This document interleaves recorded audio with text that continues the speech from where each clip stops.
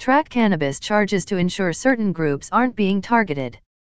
Although recreational use of the drug is now legal, SAD, founder and principal of Sadvocacy Professional Corporation, says it's important not to forget that criminal offenses related to cannabis remain in the criminal code.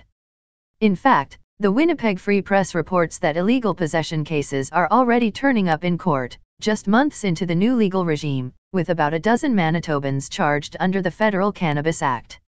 According to the newspaper, no national statistics are available yet, but SAD says vigilance is vital. She points out that the Act creates specific possession charges applicable to minors but not to adults.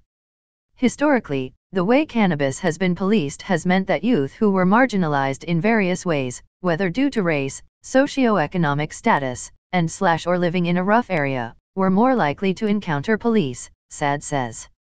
And where police spend more time looking for something in certain places, they are more likely to find it. One of the stated objectives of the legislation is controlling access to the drug to ensure youth safety. In my view, it's counterproductive if the law operates to enmesh youth in the criminal justice system, she adds.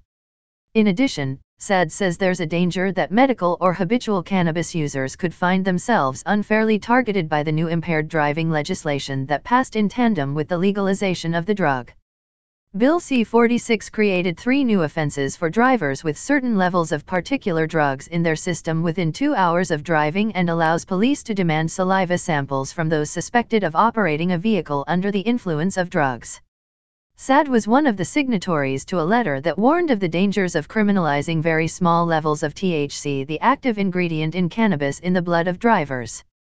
While breathalyzers offer a very accurate reflection of the level of alcohol in a person's bloodstream, and how it is likely to affect them, she explains that metabolites of THC have been shown to linger in blood samples long after use, and at levels that differ on an individual basis.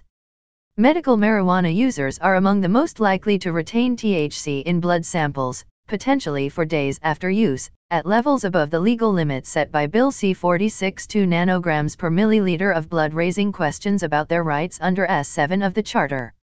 Legalization wouldn't have happened without the medical cannabis community, so for them to be made more legally vulnerable is very concerning, SAD says. For some patients, they may actually be more dangerous on the road if they're not medicated.